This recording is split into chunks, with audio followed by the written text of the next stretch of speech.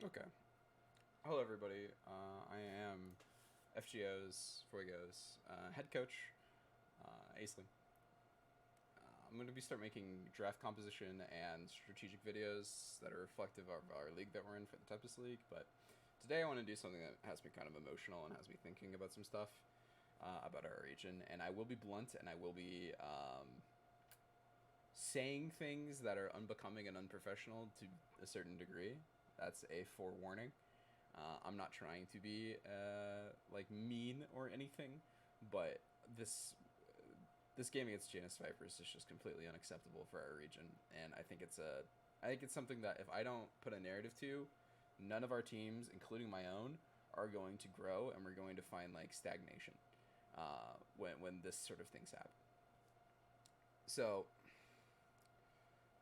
as a coach, you only have so much like influence over the game, but the thing that you have the most influence over, if you're a good coach, is draft. That's like the majority. I would say probably like 50% of a coach's job is to make sure that the team is having a fantastic draft with a specific game plan, right? And in this world, I don't know what happened with Janus Vipers or their coach or what the restrictions were or how they did this, but Malazinta's face is exactly how I feel about this draft. Also, shout out to Malzinto, who's the only one that voted for us for the matchup for today. So you're a real one. But so we go into this, and I have a structured game plan, as you should when you're a coach, right? I'm going Lilia, Thresh, Relbans in that order, because those champions disrupt the game plan that we wanted to do. And for example, like I'll just go down the actual strategy of it. I don't mind telling you the strategy about it because it'll help everybody become better players. And if my team has to play into a harder matchup, my team will become a better team because of it. If you know our strategies or whatever, I don't really care.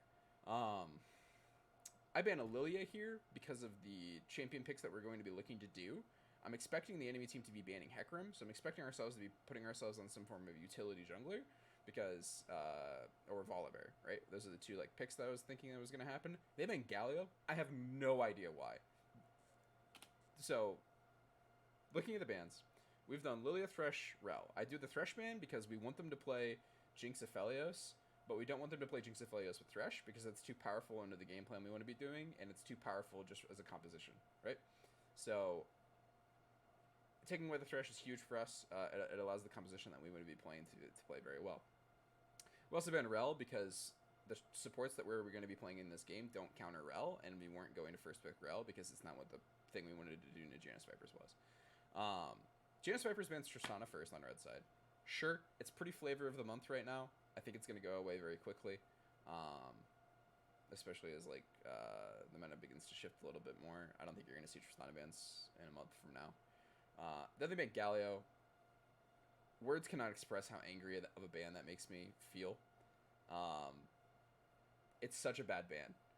Uh, it's telling me that your entire team can't play that champion or the compositions like that champion, which opens up like 9 or 10 different compositions that would normally just be countered by Galio existing or champions like Galio existing.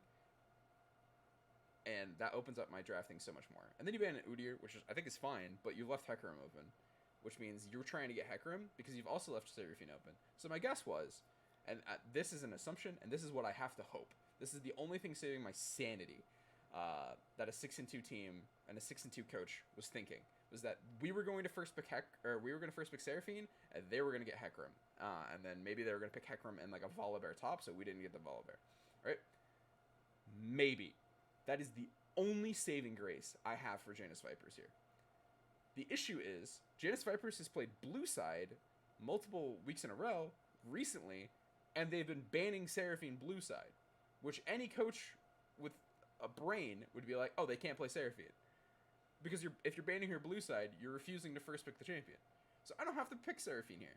And even if you do pick Seraphine, because part of my job as a coach is to prepare my players, to prepare drafts, it's not like you just win the draft because you have Seraphine. It's not like I just win the draft because I have Seraphine. Unfortunately, in our region, I just win the draft because I picked Hecarim, because the junglers in this region can't play anything that isn't Hecarim or Olaf.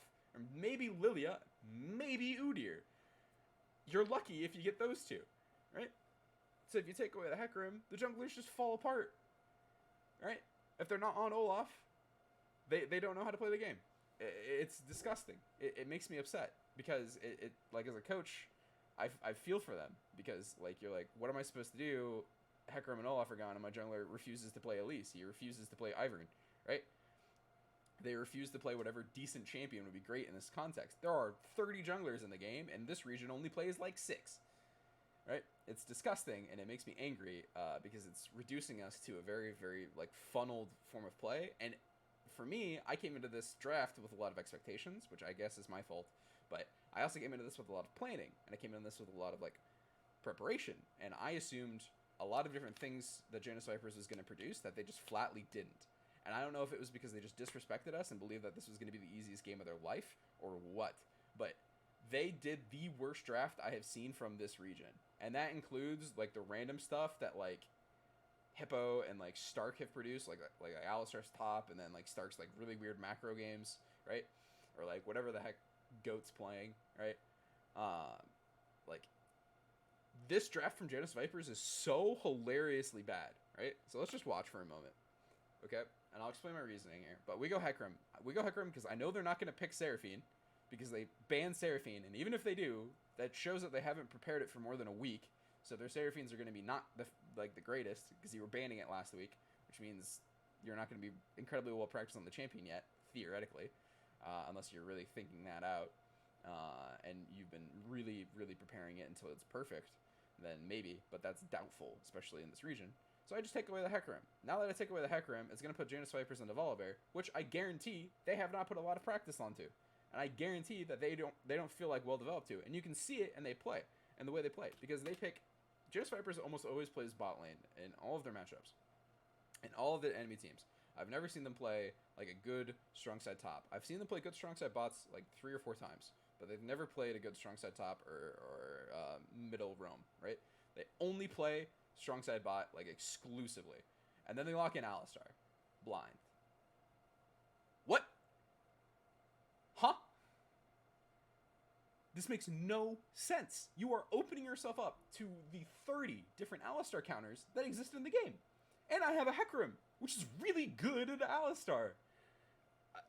Like, if I had to choose a jungler in the game that was good into Alistar, Hecarim is in the top 5. So I don't know why they would do that, because Hecarim's disruption doesn't care if you WQ or knock away the Hecarim because he has the movement speed to get back in and continue to disrupt. And Hecarim R can force the Alistar like away from his team and breaks the team apart, right? Like Alistar wants his team to be clumped, ready to fight, and just go in, right? Hecarim completely negates that. This pick is horrible. This is probably the worst pick in the game you could have picked. Like first pick. That's not a joke. I think Alistar first pick is the dumbest thing you could have done, and it perpetuates the sense that you don't know what you're doing. And then you do Volibear, which is flavor of the month, and you're doing it because Dom said on Twitter that it's good and better than Hecarim. Like that's what makes me angry. I don't think you picked Volibear because you've been practicing it for 3 weeks. I think you picked Volibear because LCK picked Volibear, because other regions are picking Volibear, not because you put your solo queue, like, not because you put Dinked. I don't know if I'm pronouncing that correctly, I'm sorry. I don't think he's played 50 games of Volibear in the last week or 2 weeks for 11.6. I would doubt it. If I am wrong, at me on Twitter and just tell me where I'm wrong. I beg you. I love being wrong. It helps me improve. Right? And this is why I'm saying this. I'm having this conversation and I'm making this video so we can all improve together. Because I want drafts to be competitive. Because this makes me look like a bad coach. My draft. It's the best possible draft in the game. But it makes it look like I'm an idiot. Because I wasn't first picking Seraphine, and I wasn't, like, I'm not, like, developing the other junglers for countering Hecarim, right? I'm not picking the Elise, I'm not picking the Ivern, right? Those are 2 incredibly good picks in a Hecarim. I'm not first picking the Volibear, because taking away the Hecarim for you is such a good play, right? So this makes me look like I am a bad coach, right? So this puts a bad, like, taste on my name, even though I ended up with the best draft in the game. This is the best team in the game, like champions-wise, that you can get, pretty much in general. Like top lane is flexible in this scenario because it's a counter pick, because Janus blinds their top laner eventually, which blows my mind. But they did on red side. They blinded both of their solo lanes. Like that tells you everything you need to know about the intent of what Janus Vipers is doing here. But then I just get to pick Senna Tom Kench because he picked Alistar. which means my Senna just gets to have like, I think when I talked about it with WYH, he was like, yeah, I had like 120 souls at 20 minutes. Like, yeah, because we've had Senna Tomkench. What's Alistar supposed to do except get auto queued over and over and over again, right? So we get Senna Tomkench Hecarim, 3 of the best champions in the role. I think Senna Tomkench is the best bot lane in the game, except maybe Aphelios Thresh, right? So you do this, and then you blind Zed because, I don't know, you're mad at Obi, whatever. Or not blind Zed, excuse me, you feint the Zed. And then you pick Orianna here. And then you're like, well, Obi's a 2-trick, even though he's, like, probably got the deepest champion pool out of every, like, player in this, tournament? I don't know what to call this. Split? I could put Obi on any mid laner, and he will perform, like, reasonably well. Yes, his Ryze and his Zoe are threats, and yes, they're very good. As a coach, I very much love having them. But, like, you're banning them just because he's done well before in the past, not because it's what's good for your draft. What do you think a Zoe is going to do to Alistar, Volibear, Orianna? Nothing. Orianna can keep the Zoe down. Volibear can blow Zoe flash early, and you can roam the Alistar and just dive the Zoe. And in teamfights, like, who cares? You have big chunky Alistar, man, and big chunky Volibear, man, like, stopping the Zoe from DPSing. Like, Zoe is such a bad ban. Ryze is fine, but it's not like it's going to cripple your team, right? Like, ban Seraphine here. What are you doing? Seraphine is still open. We have shown that we can play it on all of our 3 players, right? Mid, AD, and bot can all play it, right? And you picked Orianna. Seraphine gets countered by Orianna. Ban Seraphine. But you pick... You ban these 2 target bans on Wally, thinking, like, I don't know, that he's a bad player or something. I don't know why. But you do this, and then you pick Orianna blind. You don't ban any of Orianna actual counter matchups. You give us the best counter matchup and the best pick for our composition, hands down, no problem. And you blind Gnar, the worst blind top laner in the game.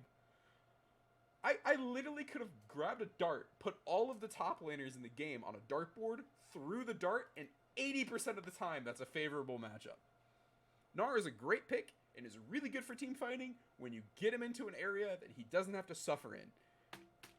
But you blind pick Gnar because you're like, ooh, look at my team fighting composition. Look at all my stats. Ooh, Shockwave. Ooh, Alistar. Right? And you're not thinking of, like, the consequences of what your draft is. You aren't doing a risk-cost analysis. You're just sitting here looking at this and being like, well, they played these champions, so we should ban them. And that makes no sense to me. Like, I could play, like, Kled, and everyone says Ravi is a Kled 1-trick. No, he's just the best Kled on the planet, so I'm going to play it sometimes.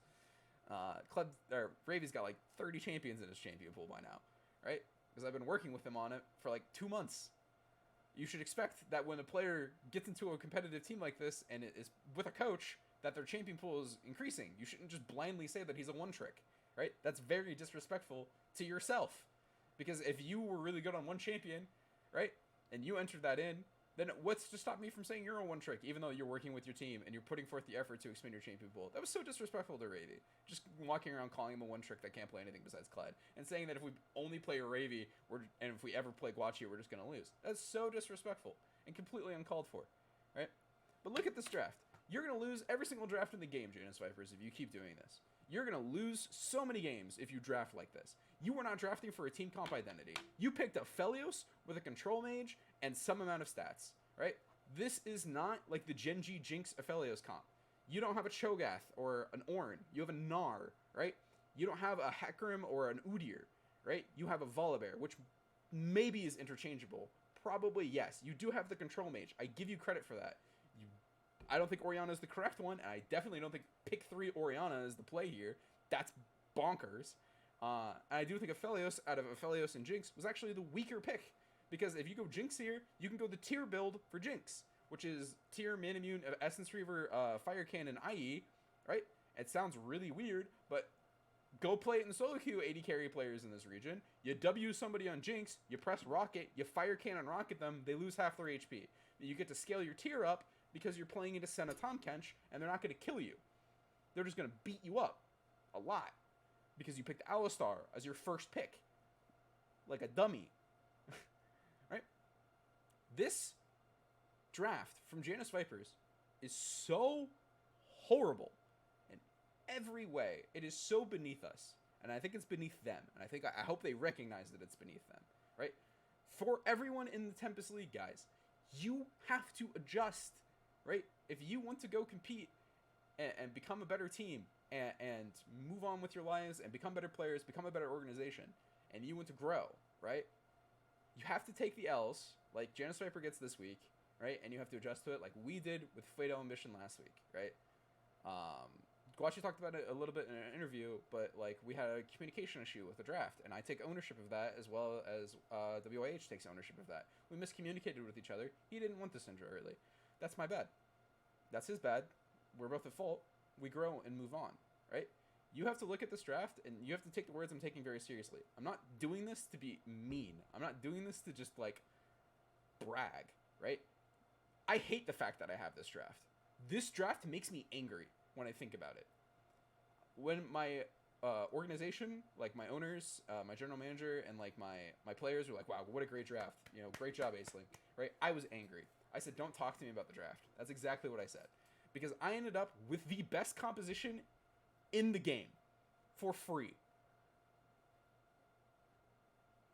I can't say how irritating that is.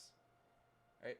If I won that, if I deserved that draft through critical thinking and through like really really good play, great on me. I did not deserve that draft. I'm blue side. There's no world where I should have Senna, Tom Kench, Hecarim, and Seraphine all on the same team, and a top lane counter pick. That is so disturbing to me that I got the 4 strongest champions. Senna and Tom Kench are the strongest champions in the game when they're together. The 4 strongest champions in the game for their roles, and a top lane counter pick. It's so bad. It's so wrong, right? It's. I know I'm sounding very angry and unprofessional, right? But I care about this a lot, and it irritates me, right? Janus Vipers' draft is so horrendously bad. At no point in that pick order of any of those 5 champions can you pick them in an order that makes sense, right? Alistar into our team at any point doesn't make any sense, right? You shouldn't first pick or second pick Alistar on red side when we haven't picked our support, right? Because I can pick any of Alistar's counters, and if you don't know what Alistar's counters is, go to u.gg and read, or go to any League of Legends stats page. There are some really good, some really good ones out there. Just read, right? Or DM me on Twitter, as like Nimte. I hope I said that right. If you want my help, DM me, because if you improve, I improve. If I improve, you improve, and we become better players and become better coaches, and we all get to go forward in life. Sitting here having petty squabbles and talking about which top laner is a one trick and which top laner can't play the game, and you know, calling people hard stuck or whatever, you know, it's funny, whatever. It's not going to help us improve. It's not going to help us better ourselves as professionals in a region that I think we all care about, right? It's beneath us, and drafts like this are beneath us, and I hope Nimte and Janus Vipers understands that it's beneath us and beneath them. And I mean, you can literally just skip around and just watch as like Wally ints his brains out here. Imagine, like, literally just imagine right here for me, if Wally, which by the way, I was told later that this was communicated, if Wally's on the opposite side of the lane coming into this, in this position. See how Wally is the guy's name, Obi's name? I call him Wally. I call my players by their first names, if I know them.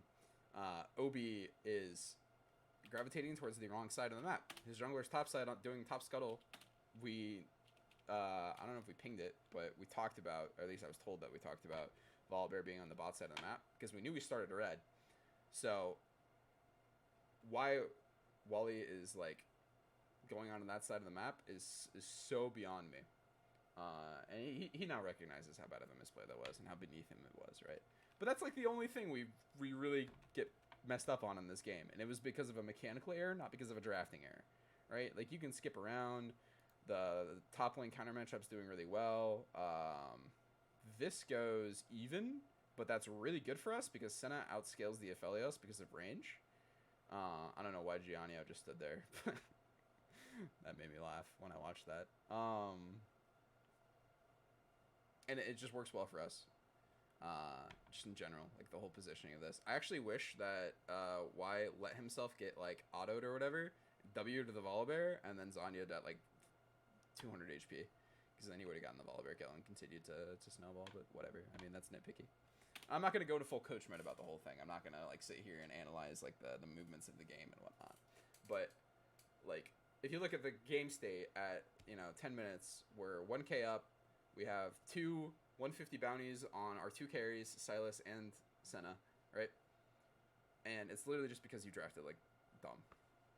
I don't think it's because my players were just individually out mechanically performing you. I mean, you saw Obi's mad int, right? But you guys put yourself into a funnel where you had to go bot lane. So we just talked about how you had to go bot lane because you picked Alistar, and if Alistar doesn't get a gank in this game, Senna's just gonna have like 200 souls by 25 minutes. So that's an exaggeration, but 120 soul Senna by 20 minutes is disgusting and completely possible if you just ignore the lane. So we knew Volibear had to go down there, so we just played around our bot lane. We had a better team fight early in the game. And I mean, you can see it here. I'll show one clip of like our team fights bot lane. And you can just see how like big of a draft gap this is, because you put yourselves into this funnel because you weren't thinking about the strategy of your game, right? So we knew he was going to be there. So Tycon's here for the counter gank, right? We have TP. We get a really great TP. We have Tahm Kench. So if you isolate a target like you're doing right now with Tycon here with the Volibear R, we have Tahm Kench W, right? Which you can see here, right there, yoink. And then we have the versatility of a very, very fed Silas at this point to do whatever he wants, right? And then Obi hits this disgusting Seraphine R. Whew. And it's just a comp gap. Like, you put yourselves into an area where you're like, this is the only strong side we have. Everything else in the game is our weak side. And that's so bad for you from, like, a draft perspective. And, like, at this point in the game, this is just a shut door. We're 3k up at 14 minutes. We're even Drakes. It's, like, it's a shut door of a game. And, like, you have Aphelios. That's, like, the only possible way you can get out of this is if Aphelios gets Silas bounty and Seraphine bounty. And, like, you start stacking Drakes because we misplay a team fight. But you put yourself into this funnel and into this situation where you can't, like, play the game from an actual strategy level because you have to do specific actions to win the game instead of being able to influence the map and, have, like, a strong side lane or, play, like, a 1-3-1 at some point into the game or, develop, like, we can just, pressure this neutral objective and fight them. You couldn't do any of the normal things you would normally do to win a game from a strategic level or a tactical level because you put yourselves into this choke point where if you don't get bot lane ahead, you lose the game, right? And it's beneath us. And if you need help drafting, I'm more than willing to assist in any drafting you guys need, right? Any team in the Tempest League. If you like DM me on Twitter and ask me, hey, how do you think of these matchups, or you do those sorts of things, right? I will be more than happy to talk to you, right? I'm at Noel L. Noahel W, I think. That's my Twitter handle. You could also just, like, look me up in general, and you should be able to find me. I can actually probably just look right now. Here's my Twitter. Yeah, big 11 followers. Just DM me here. Just do a DM on Twitter and talk to me about what you guys need. Because what I saw and what happened in this Tempest League match is so beneath Janus Vipers, is so beneath us, and I think beneath the whole league. And it was just... It's not something that I can be entirely proud of, and it isn't a good hallmark as to, like, where everyone is as a team, right?